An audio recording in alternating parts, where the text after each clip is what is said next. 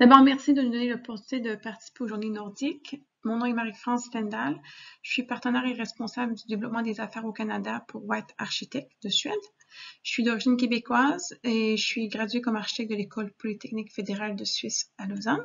J'enseigne à temps partiel à l'atelier de troisième année à l'École d'architecture de Lund et je suis doctorante aussi à temps partiel au Polytechnique de Lund, en collaboration avec, entre autres, l'ETS de Montréal. Le focus de ma recherche est sur l'énergie opérationnelle et intrinsèque vers le carbone, d'où en partie mon intérêt pour le pergélisol qui m'a amené en Arctique. La forêt que vous voyez pourrait être en Suède, c'est une du Québec. La Suède et le Canada ont un contexte très similaire, juste comme on peut voir la nature et les animaux, aussi la manière de gouverner les deux pays. Mon voyage professionnel qui a commencé au Québec en passant par la Suisse et aujourd'hui en Suède m'amène à vous présenter l'impact environnemental, économique et social de l'exploitation minière de villes de deux pays différents, dont Yellowknife dans les territoires du Nord-Ouest et Kiruna dans l'Arctique de la Suède. Alors, aujourd'hui, je vis au sud de la Suède, au bord de la mer, près de Malmö, avec la vue sur le Copenhague, au Danemark. J'ai par contre grandi à la même latitude que Malmö, mais à Fort-Georges, d'où aussi ma connexion avec le Nord, avant qu'on déménage pour Chisasibi au début des années 80. Mon père travaillait pour Hydro-Québec. Nous avons été on pourrait dire des réfugiés climatiques, peut-être dans les premiers, dû à l'exploitation du barrage. L'eau a monté et tout le village a été déplacé, les habitants. Et pour ceux qui sont intéressés, la journaliste Anne Desrochers a fait un podcast sur la baie James qui s'appelle La véritable histoire de Paul Desrochers, son grand-père, et elle raconte vraiment bien comment ça a commencé dans les années 70 et comment les gens vivent aujourd'hui, toujours avec cette exploitation hydroélectrique. Comme vous, je m'intéresse au changement climatique et particulièrement au pergélisol qui est en lien avec ma recherche de doctorante. Alors, bien sûr, on se retrouve en Arctique.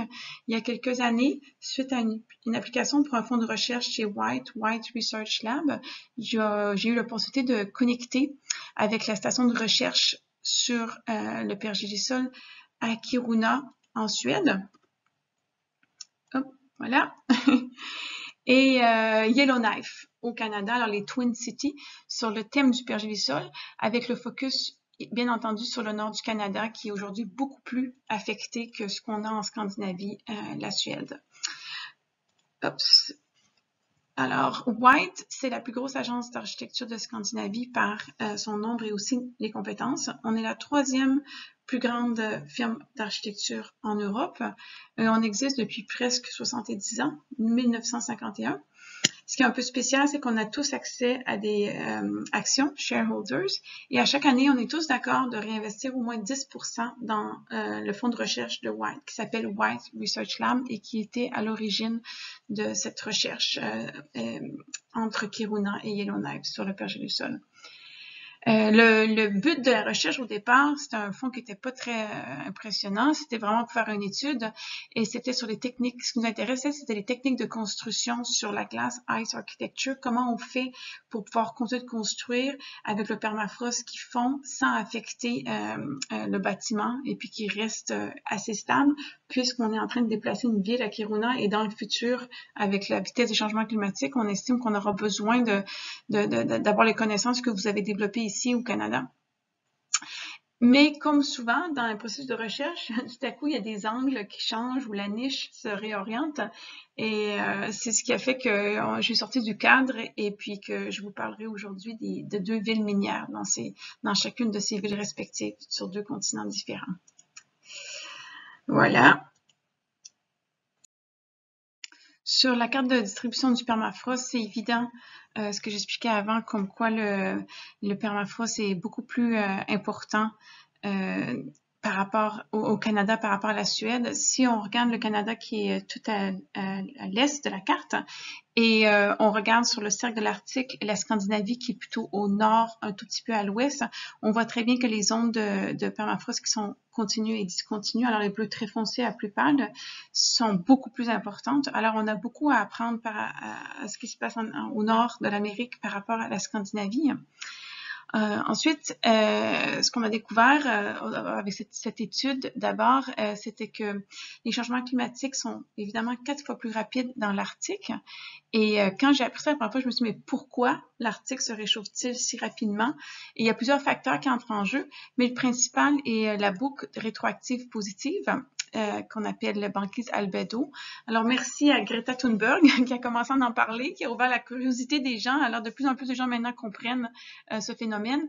Alors, c'est que la banquise arctique reflète vers le ciel environ 80% de l'énergie solaire qui la frappe.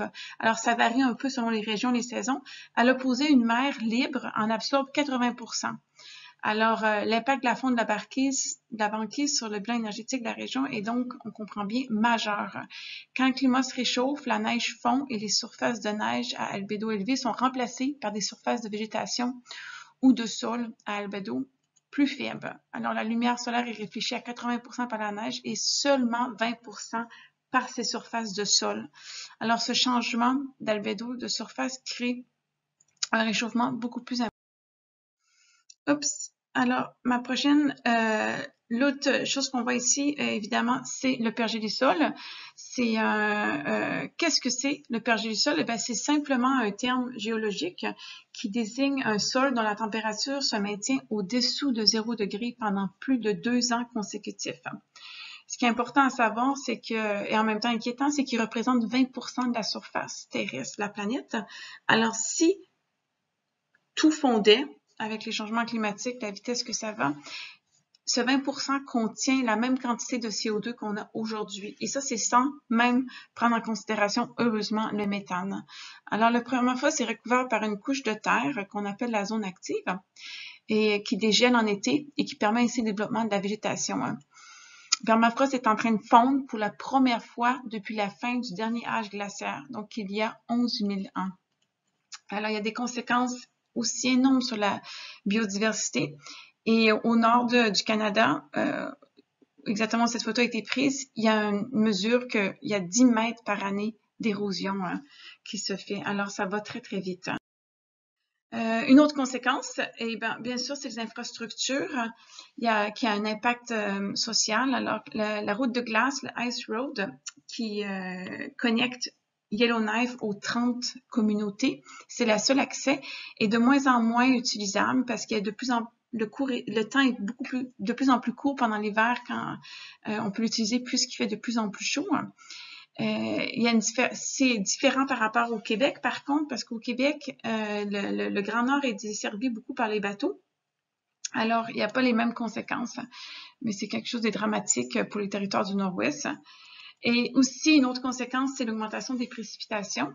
Les structures n'étaient pas dimensionnées pour une augmentation des chutes de neige, alors on voit des toitures qui s'effondrent et aussi le niveau d'eau qui augmente. Alors, les infrastructures sont impactées et aussi des communautés dans le Nord qui sont obligées de déménager. Alors, finalement, la découverte, la conséquence la mauvaise gestion des déchets à Yellowknife, et c'est ce que je vais parler un peu plus aujourd'hui, je vais bientôt connecter avec les mines. Alors, la mauvaise gestion des déchets qui ont enfoui dans le pergélisol a eu une conséquence dramatique. Alors, il y a 2 mines d'or qui sont fermées aujourd'hui, qui étaient à Yellowknife. Et dans le processus d'extraction, il y a un résidu d'arsenic. Et à Yellowknife, ils ont enfoui dans 14 chambres sous la ville cet arsenic dans des chambres. Et puis aujourd'hui, le permafrost fond. Alors, Yellowknife, c'est le premier cas environnemental, économique et social que je vais présenter concernant l'exploitation minière, complètement différent de l'extraction qui se passe à Kiruna, mais avec des conséquences semblables, c'est-à-dire l'obligation dans le futur de peut-être avoir à déménager la population. Alors, Yellowknife a le même nombre d'habitants, plus ou moins que Kiruna, c'est pour ça qu'on les appelle Twin City. Et elle est aujourd'hui assise sur 237 000 tonnes d'arsenic qui pourrait tuer la population entière de toute la planète plusieurs fois. L'arsenic, comme je disais tout à l'heure, c'est un produit, byproduct, c'est un résidu quand on fait l'extraction d'or, qui a commencé en 1940 à Yellowknife. Et pendant des années, la production d'arsenic, au début, qui était environ en moyenne 22 000 pounds par jour, était laissé à l'air, était pas enfoui, était pas régulier. Alors, jusqu'en 1951, quand il y a un enfant de Yellowknife des Premières Nations, les Dene First Nation, qui est mort empoisonné suite à avoir mangé de la neige dans cette zone. Alors, c'est devenu évident pour le gouvernement qu'il devait prendre des mesures pour ça. Et leur solution a été de décider d'enfouir cet arsenic dans les chambres de la mine dessous. Et ces chambres, ils sont aujourd'hui ils étaient et ils sont dans le permis. Alors, l'exploitation de la dernière mine s'est arrêtée en 2004. Ils ont plié bagage, ils ont laissé la structure là et ainsi que toute l'arsenic qui était enfoui dans les chambres sous la terre dans le permafrost qui, aujourd'hui, avec les changements climatiques, a commencé à fondre. Alors, ce qui se passe, c'est qu'il y a de plus en plus d'infiltration d'eau dans ces chambres où il y a l'arsenic et puis l'arsenic a commencé à contaminer l'eau de Yellowknife. Alors, pour y remédier, le gouvernement doit trouver une solution et depuis 2014, ils ont sur les 14 chambres, ils ont décidé d'en isoler une où ils ont où c'est un prototype, un test bed qu'on pourrait dire, et ils ont mis des tuyaux tout le long de cette chambre. Et quand on parle d'une chambre sous terre, ça peut avoir une hauteur de 15 mètres. C'est énorme. Alors, il y a des tubes qui sont mis tout alentour de la chambre en tant que telle qui est testée pour garder le permafrost en dessous de 0 degré. Et la bonne nouvelle, c'est que ça fonctionne. Alors, ils vont probablement l'appliquer, j'espère, aux autres chambres. Mais ce qui est aussi dramatique, c'est que ça a un coût de 1 million par année pour garder cette chambre au froid. Alors, s'il n'y a pas d'autre solution, ça va être un coût très, très important pour le gouvernement. Et aujourd'hui, depuis la fermeture de la mine, le gouvernement a dû mettre plus d'argent pour garder l'arsenic en sécurité, plus ou moins, que qu'est-ce que ça a rapporté pendant toutes les années l'or pour la ville de Yellowknife. Alors, le deuxième cas que je vais présenter aujourd'hui, c'est Kiruna. Kiruna a 23 000 habitants, alors plus ou moins juste un tout petit peu plus que Yellowknife. Ce qui est spécial avec Kiruna, c'est qu'il y a une mine de fer et c'est une des mines, c'est une des plus grosses exploitations au monde et on n'en voit pas la fin. Quand la ville a été découverte, ils pensaient qu'au bout de 100 ans, ils auraient fini l'exploitation et non. Alors, c'est un apport économique très important pour la ville, mais aussi pour le pays au complet. C'est le plus gros payeur de taxes et c'est l'employeur le plus important de la ville de Kiruna. Alors, ce qui s'est passé, c'est qu'on avait prévu une certaine distance par rapport à la mine pour installer la ville. On pensait pas qu'elle allait avoir autant de fer à continuer d'exploiter. Et là, ce qui se passe, c'est que ils sont rendus en dessous de la ville et puis la ville est en train de s'effondrer. Alors, suite à ça, ils ont lancé un concours pour y remédier et c'est White qui a gagné avec le thème qui s'appelle Kiruna Forever. Alors, comme on peut voir sur l'image ici, on voit à gauche l'exploitation minière qui était à ciel ouvert avant, qui est maintenant tout souterrain. Et puis, la distance où on avait convenu de placer la ville il y a 100 ans quand la mine a été découverte. Alors, si on fait un petit pas en arrière avant qu'ils prennent la décision assez rapide de décider de continuer l'exploitation, les autorités se sont quand même posé la question qu'est-ce qui sont les autres alternatives? Qu'est-ce qui va arriver si on ferme la mine? Alors, évidemment, si on ferme la mine, la population, la ville ferme parce que la majorité de la population travaille là.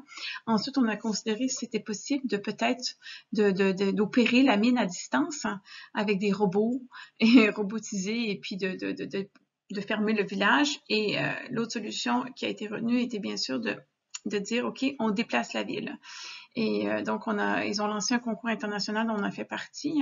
Et il y a une stratégie assez intéressante de voir comment on déplace une ville parce qu'il y a évidemment des aspects sociaux à ne pas négliger pour le déplacement d'une ville et plus aussi tout un côté technique et aussi sur combien d'années qu'on le fait. La mine est assez spéciale dans le sens que c'est une des seules au monde où on peut conduire jusqu'à 1 kilomètre de profondeur. Et ça, c'est suédois avec leur côté toujours très sécuritaire.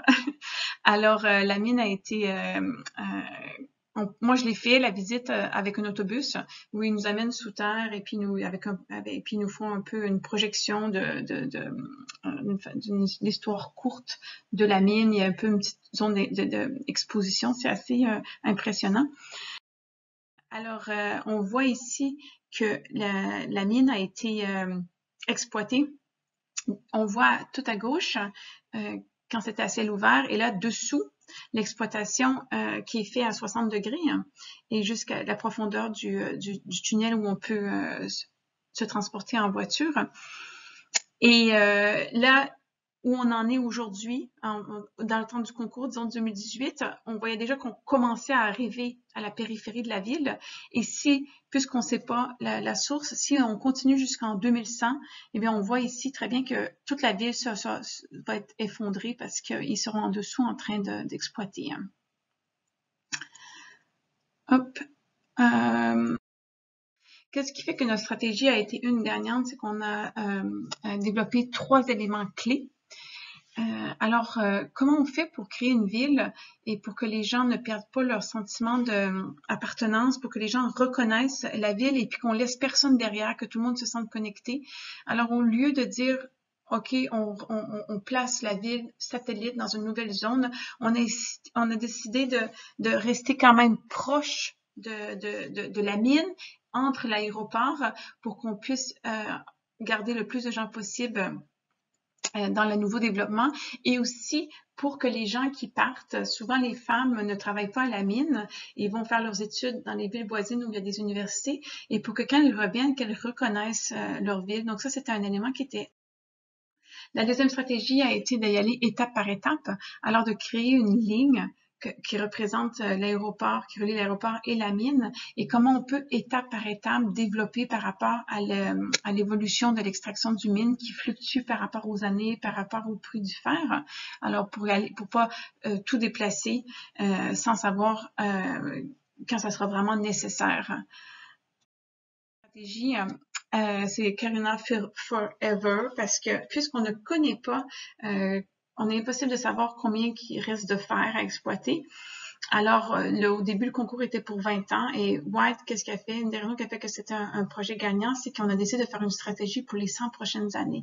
Alors, on a une stratégie qui fait qu'on relie la ville ancienne avec la mine et l'aéroport. On déplace les gens d'une façon qu'ils reconnaissent leur ancienne ville, qui peuvent quand même y avoir accès et qu'on développe aussi sur un axe proche qui ensuite s'ouvre vers la nature avec cette culture des gens du Nord où ils sont beaucoup en nature. Je commence à manquer de plan. Alors, le master plan, vous allez voir ici une animation qui montre graduellement les étapes et comment on a calculé que la ville devait être déplacée par rapport à l'exploitation. Alors, je le... Oups.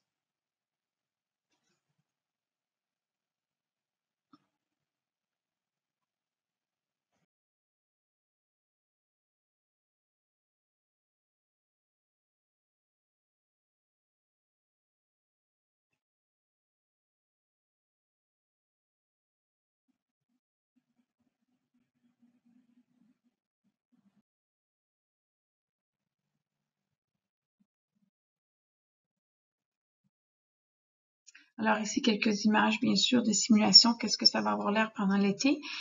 Tous les rez-de-chaussée sont commerciaux pour que les gens puissent se rencontrer. C'est un climat qui est froid, nordique, il fait noir. Alors c'est ça aussi on s'est aperçu quand on a sondé les gens, comment ils voudraient améliorer leur ville. C'était une chose qu'ils voudraient avoir une possibilité de plus se rencontrer. Et sur cette ligne, en fait, où on relie les gens, il y a un espace de végétation été comme hiver pour que la population puisse aussi se rencontrer et vivre en proximité quand ils habitent et ensuite pouvoir aller dans la nature depuis cette zone. Alors, pour conclure, il faut absolument qu'on augmente nos connaissances par rapport à l'impact d'extraction des ressources en Arctique.